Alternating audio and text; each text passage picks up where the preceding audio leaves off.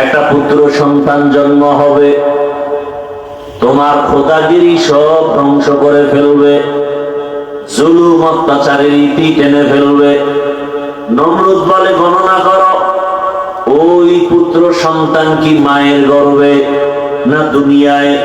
বলে দুনিয়ায় আসে নাই, মায়ের গর্ভেও আসে নাই, আসবে। বলে হ্যাঁ।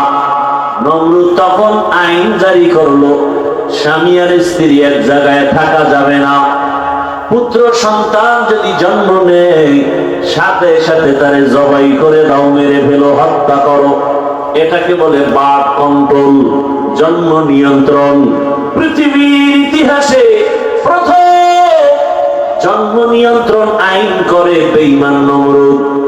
আর এই জন্ম নিয়ন্ত্রণ আইনের ডাইরেক্টর বানায় ইব্রাহিম নবীর বাবা আজরকে।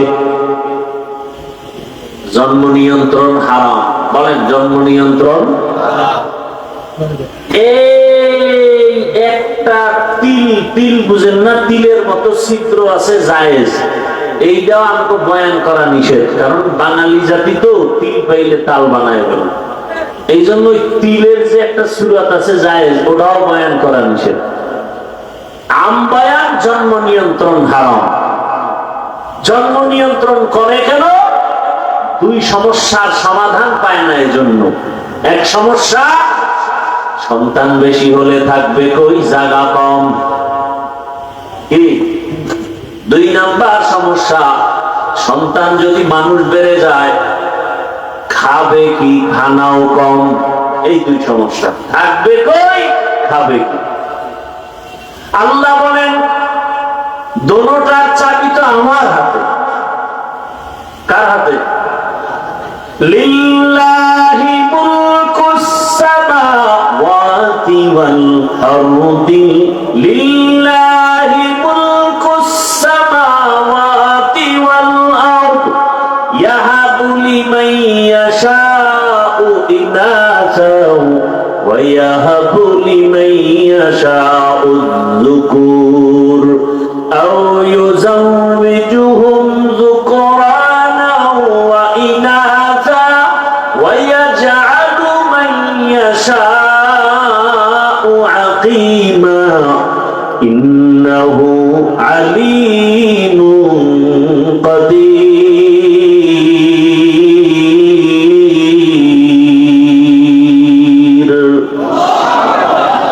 বাখা কুরআন কালামুল্লাহ বশনো কদিমাস্তি কদিমাস্তি নইনো।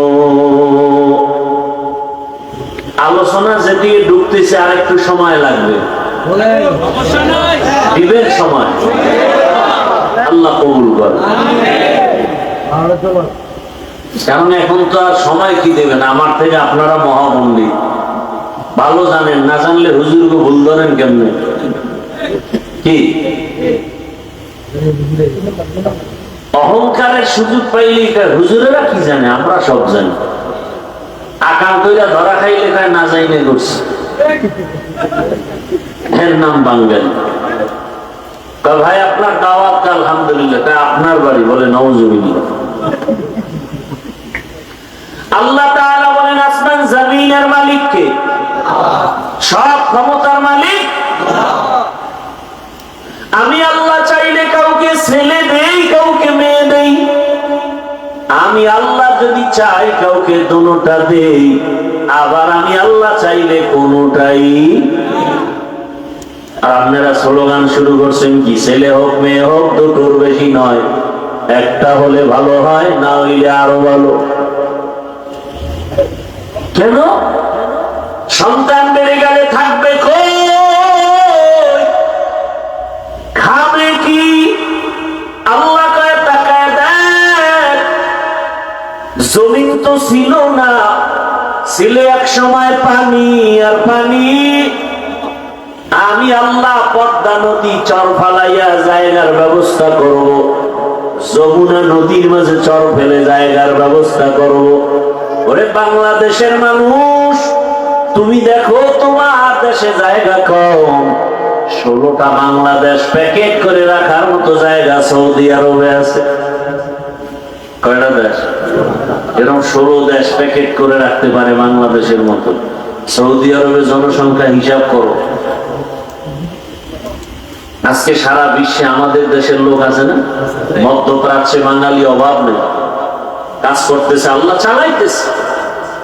আল্লাহ এভাবে বন্টন করে দিচ্ছেন, এভাবেই চলবে। আল্লাহর ক্ষমতা তুমি নিজের মধ্যে নিয়ে ফাও চালাকি কেন করো? তাহলে জায়গা এখনো ঘুরেন না, বাংলাদেশ ঘুরেন না, কত জায়গা বাকি, কত বিশাল বিশাল চর পড়ে আছে। থাকার ব্যবস্থা কে করবেন? এবার হলো খাবে কি? মুরব্বীরা আমাকে একটু সহযোগিতা করবেন। 1 কাঠা জমি ধরেন 1% জমিনে 50 বছর আগে যেই পরিমাণ ধান হইতো, এখন কি কম না বেশি? কে বাড়াইছে? সরকার না আপনার দাদায়? কে বাড়াইছে? আগে 10টা পেয়ারা খাইলেও জিভে একটা আর পাওয়া যাইত না, আর এখন এত বড় বড় পেয়ারা, 1 পেয়ারা একজনে খাওয়া, একটা বেদানা, একটা আপেল, কত বড় বড়। রিজিক কে বাড়াইলেন? না খায় মরছে কেউ, খাইয়া মরতেছে। এত খাওয়া খায়, পেট খুলে জায়গা। আমাদের দেশে একজনে কাঁঠাল খাইছে, জন্মের খাওয়া খাইয়া 1 ঘুম দিছে, সকালে পেট খুলে জায়গা শেষ। বাঙালি তো খাওয়ান পাইলে আর কোনো কথা নাই। কি ডাক্তার মিষ্টি খাইতে নিষেধ করছে, সবে বরাতে মিষ্টি খাইতে গেছে মসজিদ, তাও আবার কোলেরটাও নিয়ে গেছে। 1 প্যাকেট ডান হাত দিয়ে লইয়া আবার ভিতরে দিয়ে বাম হাত ঢুকাই দিছে আর 1 প্যাকেটের জন্য। কি আছে না নাই? তো বাম হাত দিয়ে যখন নিতেছে, পিছন দিয়ে একজনে দেখে আমি 1 প্যাকেটই পাই না, 2টা লয়ে টানে কেন? ও ডান পকেট, ডান বগলের লয়ে টান দিছে। টান দিছে পর 2 জনের সাথে লাগছে ঝগড়া, কিলাকি ধুম কিলাকিলি, জেলাপি বইরা ভর্তা পায়ের তলে। কিলাকিলি করতে করতে, ধাক্কা ধাক্কি করতে করতে 1.5 ঘন্টা দেয়, মসজিদে কেউ নেই, ওরা 2 জন ছাড়া। এইবার কার কত ক্লান্ত হয়ে গেছে, জেলাপি পাইলাম না, কার মসজিদে আসবো না। খাওয়ার জন্য এত পাগল। এই যত মামলা হামলা, যত কিছু ঝগড়া ফাসাদ, এই খাওন আর খাওন। খাইতে পারে 250 গ্রাম, 1.5 কেজি লয়ে টানা দেন, বাইরে বাইরে ফেলাইছে নিজে বেশি খাওয়ার জন্য। বাবাকে পর্যন্ত হত্যা করে, নিজে সম্পদের মালিক হবে।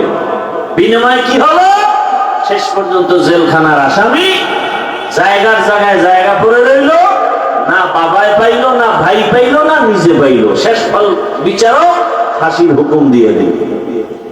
এই তো এই একটা মাইয়া পাওয়ার জন্য যুবক পেছনে লাগছে, তো এর পেছনে আরেক যুবক একে মেরে ফেলছে। মেরে ফেলার পরে এবার মাইয়াও জেলখানায়, ছেলেও কি জেলখানায়। পরিণাম ফলে হয়েছে ফাঁসি। কি হইল? এখন কি দুনিয়া ওই আছে নাকি যে তুমি আকাম কইরা পার পাবা? সেই দুনিয়া আর নাই। এখন তো মানুষ, মুরব্বীরা বলতো দেওয়ালের কান আছে, এটা এখন বাস্তব হয়ে গেছে। রাতের অন্ধকারে কি করো? 30 বছর আগে অন্যায় করছে, এটা ধরে ফেলাইছে এখন গোয়েন্দা বিভাগের লোকেরা, একটা কুলু দিয়া ধরে ফেলছে। কি কুলু? সিগারেট খাইয়া সিগারেটের পাশা ফালাই গেছে ওই জায়গায়, ওইটা ধইরা আসামি ধরে ফেলাইছে। একটু থুথু নিক্ষেপ করেছে, এখান থেকে টিস্যু, ঘাম মুইছা টিস্যু ফালাই দিছে।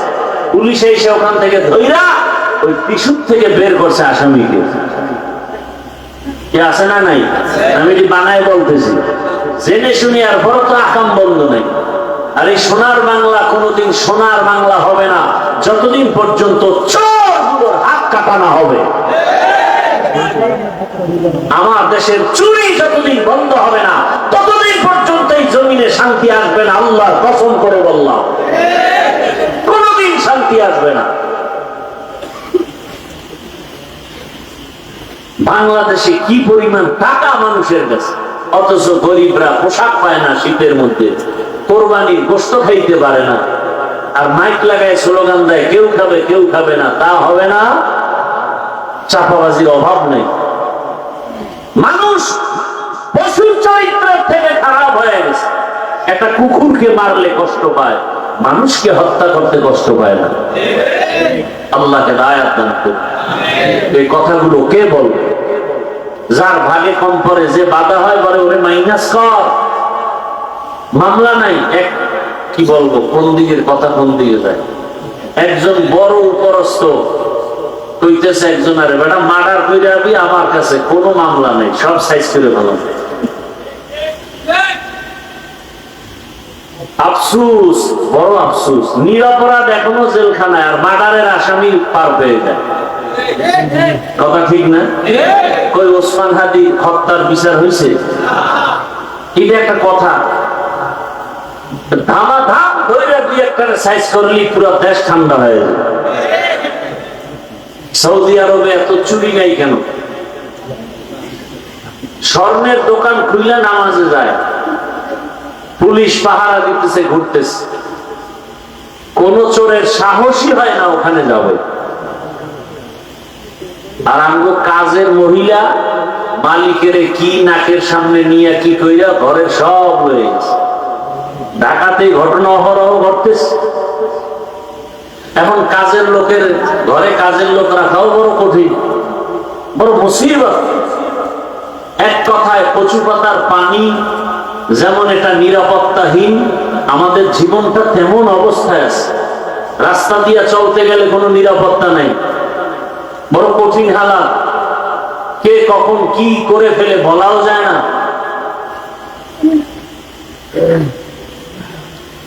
তো কোন কথা থেকে কত দূর আসলাম মনে নাই?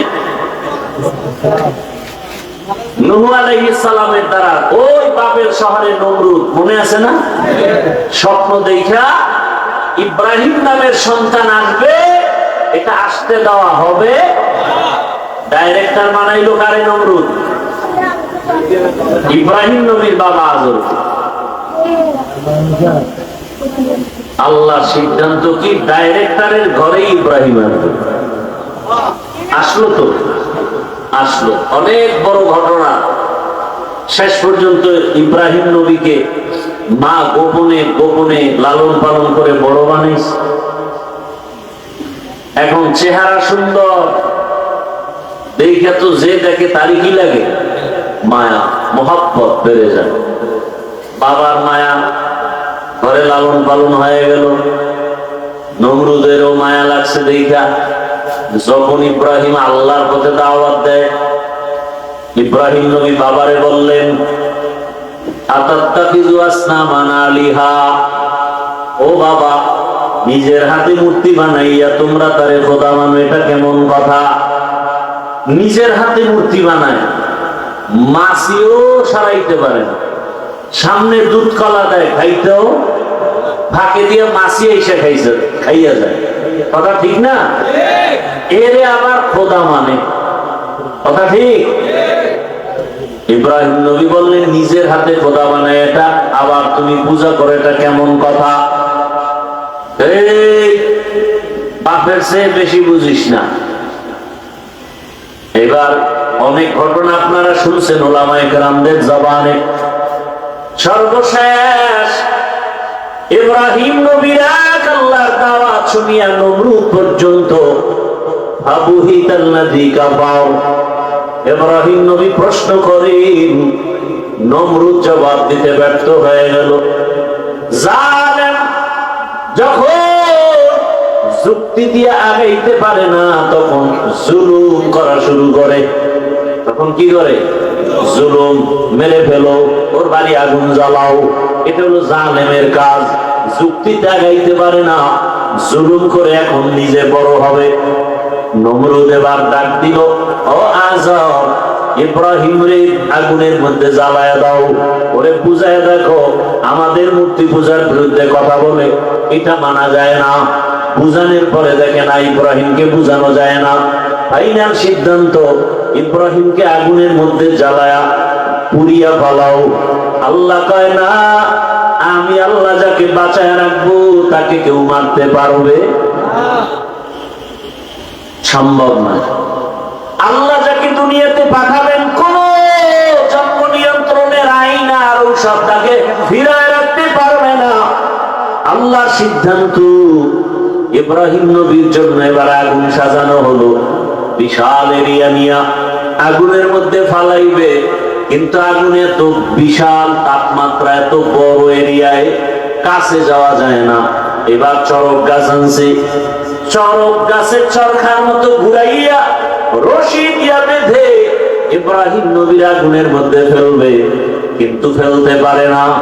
এইবার নমরুদ বলে আমার অবস্থা খারাপ, ইব্রাহিমের আগুনে ফেলা যায় না কেন? সবাই রশি ধরে টানো, ইব্রাহিমের বাইদা তারপরে ফালাও। বাধা হলো, টানা হলো, হাজার হাজার মানুষ ফেলতে পারে না। নমরুদ তওবা করবে করবে ভাব, এবার ইবলিস এসে হাজির হয়ে গেল। ডাক দিয়ে কয়, নমরুদ এত কেন পেরেশান? যত আকামের বুদ্ধি দেওয়া দরকার মিস কল দিবি, হাজির হয়ে যাব। ইব্রাহিমরে ফালাইতে পারবি না, কারণ আল্লাহর নবী ইব্রাহিম লক্ষ লক্ষ ফেরেশতা ইব্রাহিমের ধরে রাখছে, আগুনের মধ্যে ফেলা যাবে না। যদি এই মুহূর্তে ফেলতে চাও, ইব্রাহিমকে উলঙ্গ করতে হবে, তাহলে রহমতের ফেরেশতা ভেঙে যাবে। কোন কোন ঐতিহাসিকরা লেখছেন, যদি এখন ইব্রাহিমের সামনে উলঙ্গ নাচ গান করাইতে পারো, তাহলে রহমতের ফেরেশতা চলে যাবে, ইব্রাহিমকে আগুনে ফেলা সহজ হয়ে যাবে। তাই করা হলো। ইব্রাহিমকে যখন আগুনে ফেলা হলো, আল্লাহ তাআলা আগুনকে নোটিশ জারি করলেন, কুল্লা ইয়া নারু কুনি বারদাও ওয়া সালামান আলা ইব্রাহিম, কে লুতুফে খেশরা ইজহার কর পাখলিল আসনারে না গুলজারে কর। ইব্রাহিম নবী আগুনকে আল্লাহ বলেন শান্তিদায়ক, ঠান্ডা হয়ে যাও। মুফাসসিরিনে কেরাম বলেন শুধু ওই আগুন না, ওই টাইমে দুনিয়াতে যত আগুন ছিল সব আগুন ঠান্ডা হয়ে গেল, সব আগুন। ইব্রাহিম নবী আরামে বসে আছেন, আগুনের মধ্যে একটা পশমও জ্বলে না। নমরুদের চান্দি গরম, আগুন জ্বালাও না কেন? কয় আমি যার গোলাম তুমিও তার গোলাম, তুমি আমাকে বলো একবার জ্বালাও, আর আমার মালিক বলে খবরদার ইব্রাহিমের একটা পশম যেন না জ্বলে। দীর্ঘদিন আগুনে থাকলেন, ইব্রাহিম নবী বের হয়ে আসলেন। চাচাতো ভাই একজন নবী আর তার বিবি বিশ্ব সুন্দরী সারা, একে নিয়ে এবার কয় না, এই দেশে আর থাকা যাবে না, সিরিয়ায় হিজরত। এইবার ওই যে খুতবায় আয়াত পড়ছিলাম, এই আয়াতে ওই হিজরতের কথা বলা হচ্ছে। ইব্রাহিম নবী বলেন, ইন্নী যাহিবুন ইলা রাব্বি সায়াহদিন, আমি আমার রবের দিকে হিজরতের জন্য রেডি হয়ে গেলাম। আমার রব আমার জন্য কল্যাণের পথ, রাস্তা বের করে দেখায় দিবে। বিবি বিশ্ব সুন্দরী সারাকে নিয়ে রওয়ানা সিরিয়ার জমিনে, মিশরের উপর দিয়ে যেতে হবে। মিশরের বাদশা বড় জালেম। যখন শুনছে বিশ্ব সুন্দরী, গোয়েন্দা বিভাগের লোকেরা বলল বিশ্ব সুন্দরী সারা আসছে, ইব্রাহিমের স্ত্রী, বলে আটক করো। আটক কইরা স্ত্রীকে নিয়ে গেল বাদশার রাজমহলে, রাজপ্রাসাদে। পৃথিবীতে মুসলমানকে ধ্বংস করা যতটা উপকরণ আছে, এর মধ্যে সব থেকে বড় উপকরণ হলো বেপরদা। কি বেপরদা? উলঙ্গ উলঙ্গ নারীদের নাচ গান, আমাদের চলাফেরা, এতে মুমিনের ঈমান ধ্বংস হয়ে যায়। আল্লাহ হেদায়েত দান করুন। পর্দার ওয়াজি তো নাই, পর্দার ওয়াজ করবে কি? আমি যদি বেপর্দায় মহিলাগুলো নিয়ে একসাথে এক টেবিলে বসি, তাহলে পর্দার ওয়াজ কি আমার জবানে আসবে? কথা বলেন, আসবে?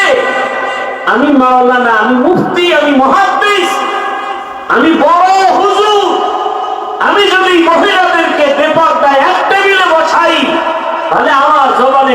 পর্দার বয়ান আসবে, আর আমার জবানে পর্দার বয়ান হলেও উম্মতের লাভ হবে না, কোনদিন লাভ হবে না। এই নারীর বেপরদা আমাদের ধ্বংসের কারণ। আল্লাহ হেদায়েত দান করুন। ওই উত্তরবঙ্গে একবার দেখছিলাম মহিলা মসজিদে উঠে বক্তব্য দিতেছে, কমিশনার না চেয়ারম্যান প্লাস পাওয়ার পারে না, হুজুর নামায় দিয়ে সে নামাজটা পড়ায় দেয়।